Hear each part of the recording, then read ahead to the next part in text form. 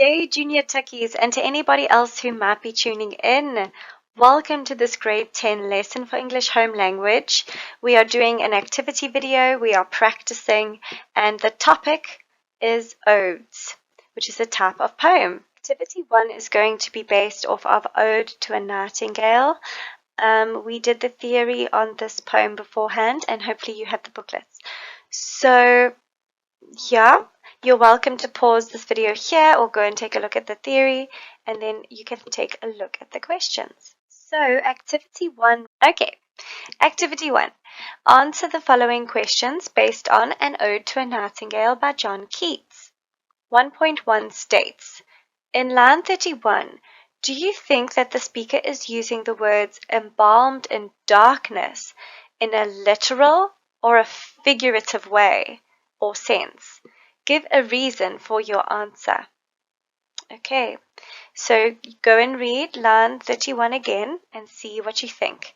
Okay, does he mean literal darkness or does he mean figurative darkness? 1.2. Why do you think that the violets are fast fading and covering with leaves? In line 34.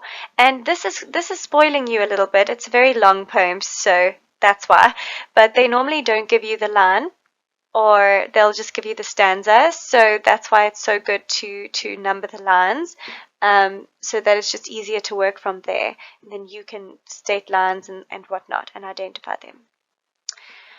1.3. Identify the extended metaphor used in lines 35 to 36 and comment on its effectiveness. Something is being compared to something else. 1.4. Provide 2 examples as to when the nightingale is directly alluded to as a magical creature. When are there allusions or references to magic?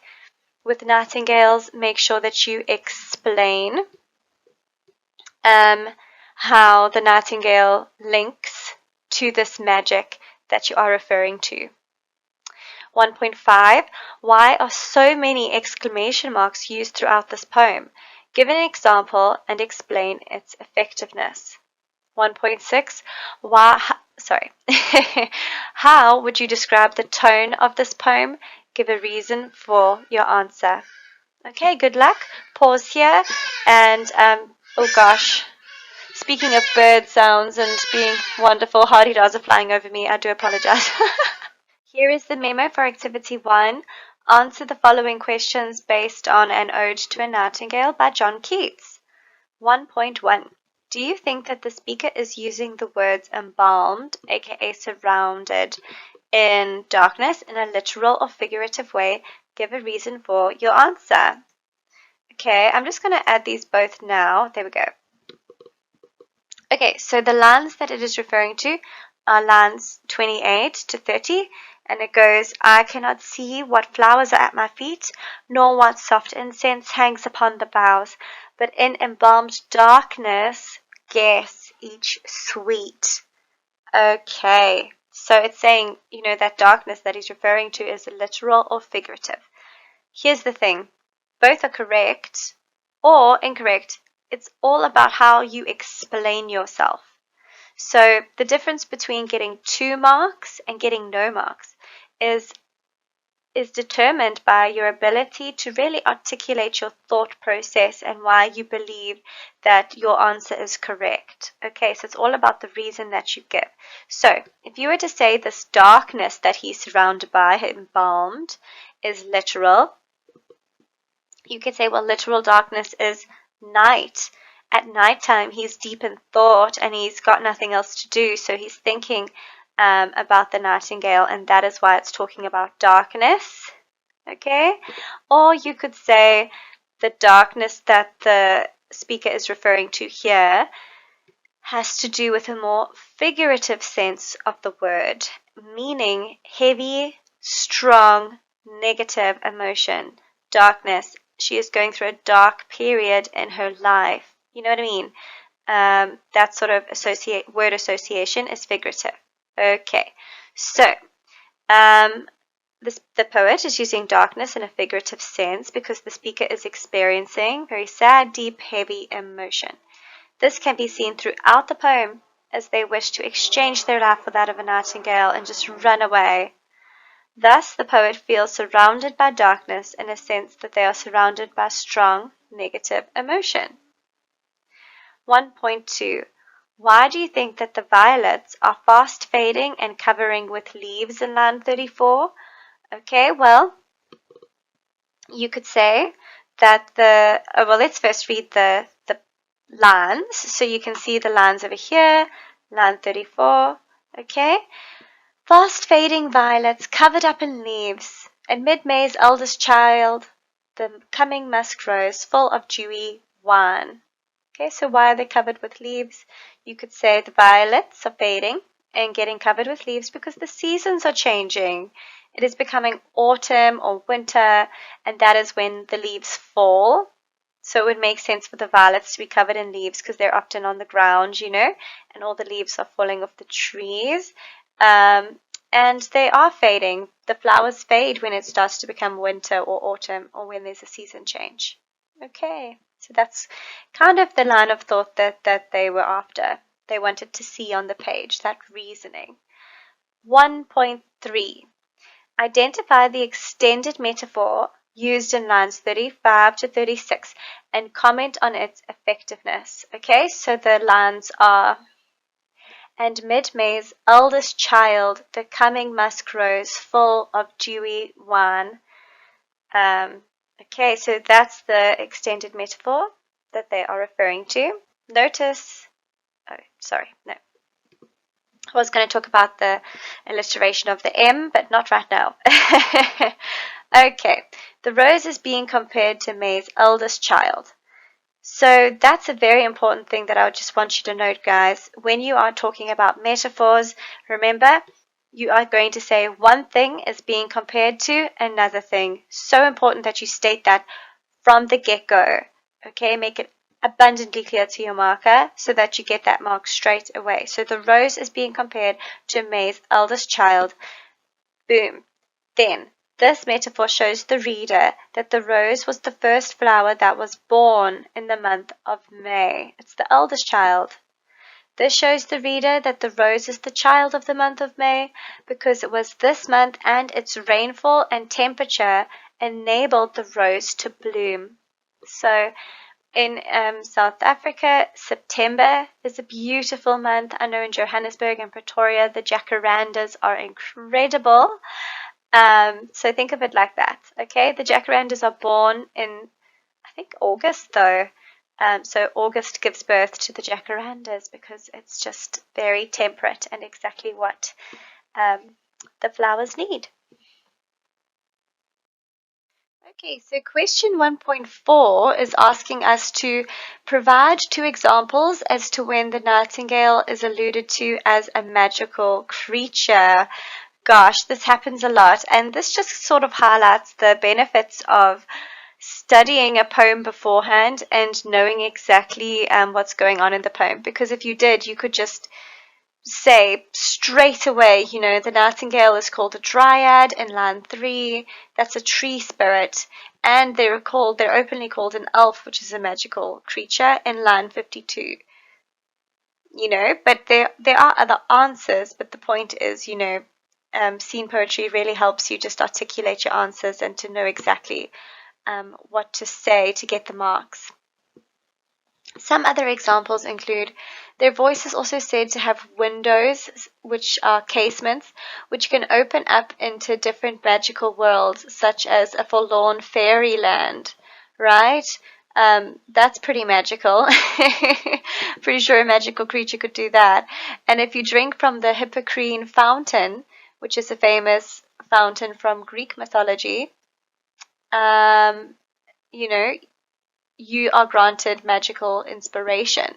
So the speaker implies that the nightingale drinks from there and that they want to be a nightingale so that they can drink from there too. Okay, and have an amazing call or sound. So there's lots that you could have said for 1.4 if you were creative with it. 1.5. Why are so many exclamation marks used throughout this poem? Give an example and explain its effectiveness. Right, if a question like this is marked out of 3, you will definitely have 1 mark for providing a line word for word, saying in line 10, an exclamation mark is used, dance and provincial song and sunburnt mirth. You'll get that mark for just kind of saying the line. But then the other 2 marks will definitely be when it comes to you elaborating on why that is effective. So let's look at line 10. Mirth is a synonym for merriment and glee. Therefore, this exclamation mark is effective because it is showing the overflow of happy emotion, which mirth tends to bring out of people. Here's another one. Thou wast not born for death, immortal bird. Line 39. You can probably read that much more dramatically than me. But the poet is using an exclamation mark here to reiterate how amazing, how awe-inspiring it is that this bird has cheated death the way it has. Then, of course, how can you forget adieu, which means goodbye in French, in an excitable and very fiery way. He's almost yelling it to try and catch the nightingale's attention, which has already flown away. Perhaps they are even chasing after the bird or shouting this at the bird as it's leaving. Okay, here's another one. To toll me back from thee to my soul self. I'm here, guys, if you've lost me. Sorry, sometimes I can go too fast. But yeah, to toll me back from thee to my soul self. Shame. He's being torn away from the bird fantasy back to his lonely self. Exclamation mark. Well, the speaker is feeling urgency and deep sorrow by the thought of having to face their own reality. They would much rather continue to think about the bird's transcendental existence. Okay, so note that every single exclamation mark there required a different answer. It required you to think about that specific situation.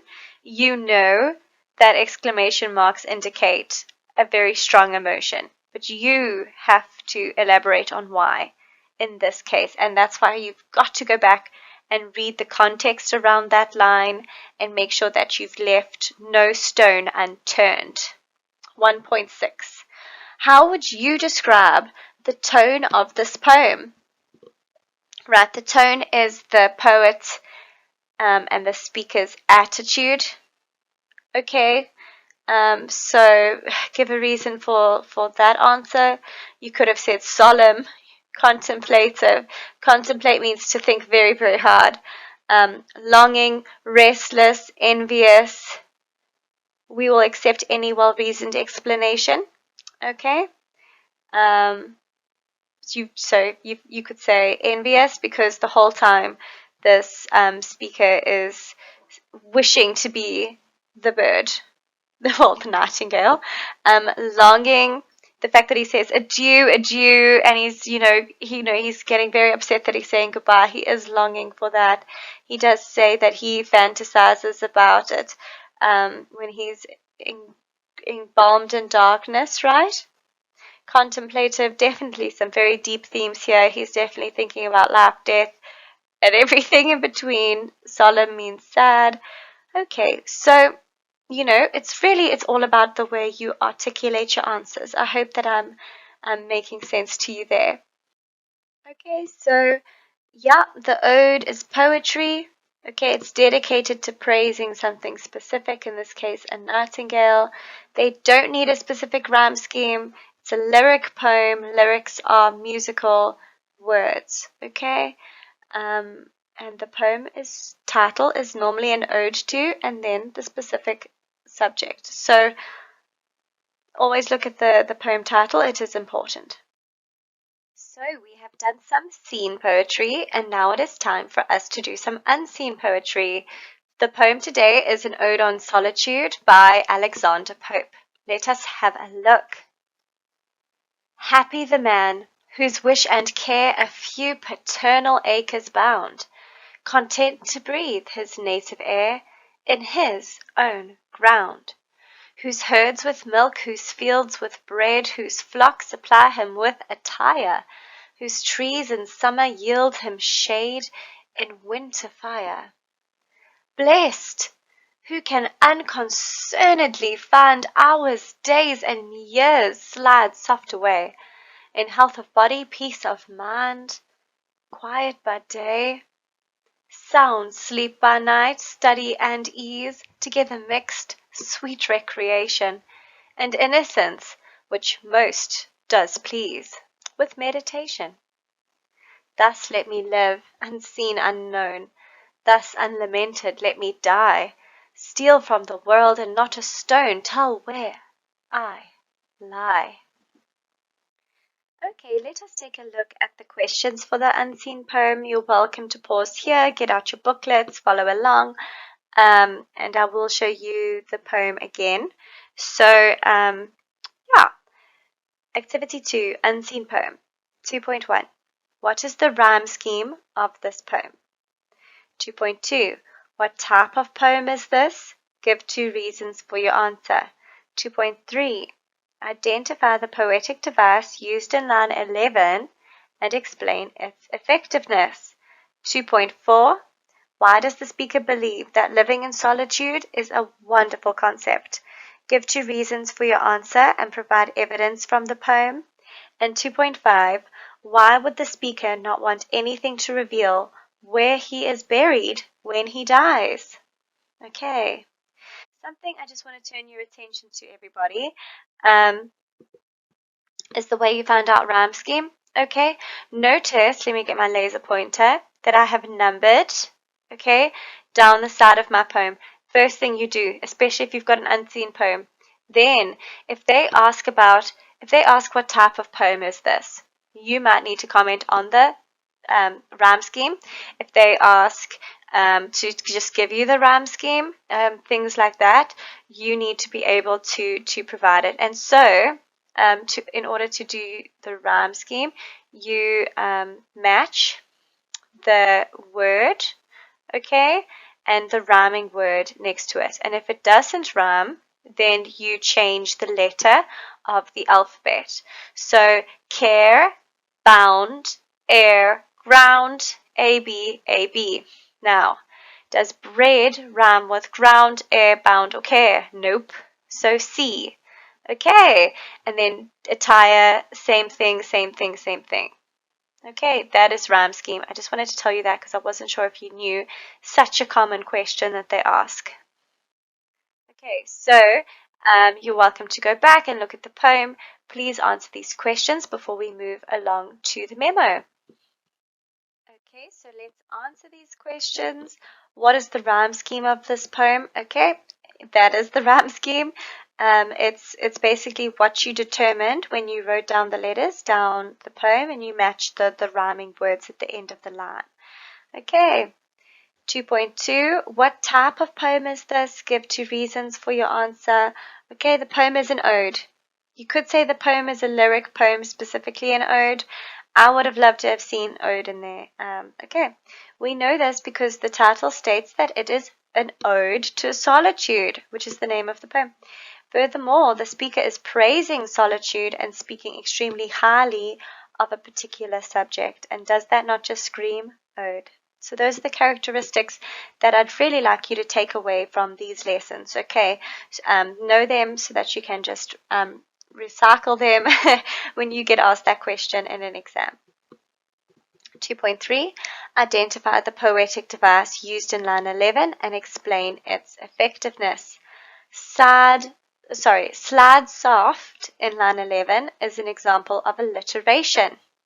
The emphasis on the S sound reiterates the softness and peacefulness of the years passing by for a person enjoying the solitude.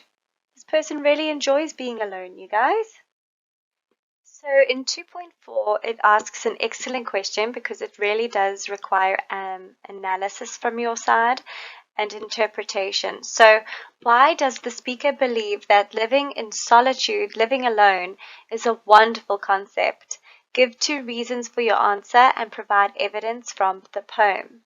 Okay, so there's lots and lots of reasons. So we've basically written them all out for you. And if you said something along these lines, congratulations. Right, so stanza 1 reflects that the speaker thinks solitude is a good thing because all of a person's cares are only regarding their own land and space. They have not adopted and absorbed the many problems and wishes of the outside world. It is simpler. Okay, they often have studies that say people who live in the city are not always happier because they've got more worries.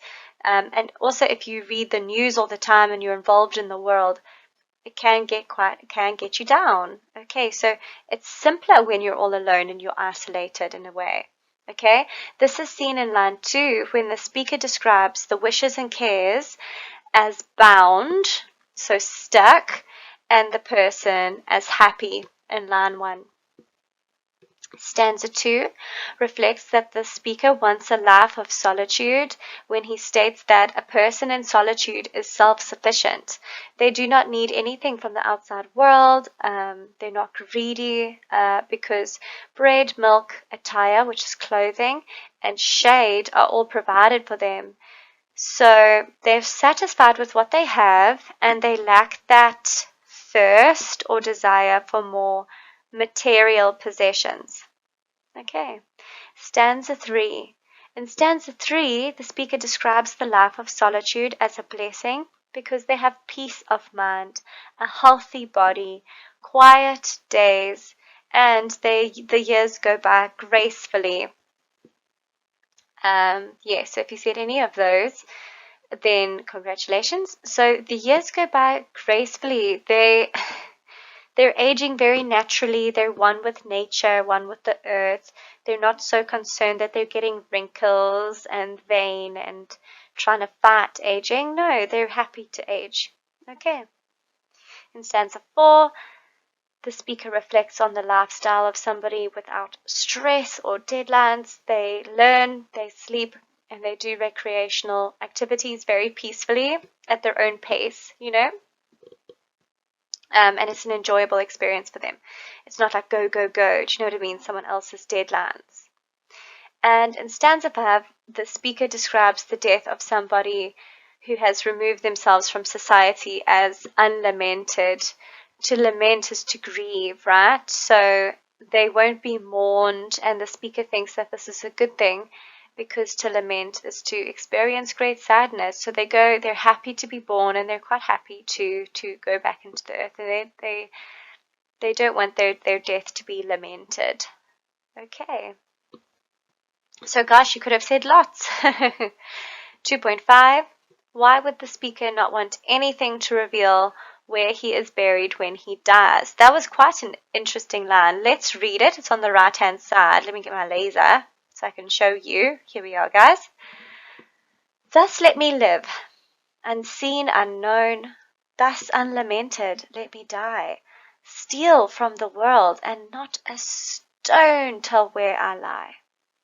Okay, those are the lines. So this really did, it required evaluation from you. It's definitely a higher order question because why would somebody not want a stone where they lie? My interpretation was that the speaker has made it clear that he's not the type of person who wants a lot of attention. This can be seen by his ideal life, which is far away from other people in solitude. Therefore, when he has died, his personality would not have changed, and the speaker would still want to be out of the public eye and sort of left alone and unknown and unlamented. Okay. So now that we have analyzed the poem, it's amazing how when you answer some questions, suddenly, compare the first time you read this poem to now, and you know exactly what's going on. Okay. And that marks the end of our activity lesson. Thank you so much for watching. I hope that you've learned something, and I hope that you enjoy Odes as much as I do. Always study for your scene poetry and answer as critically as you can.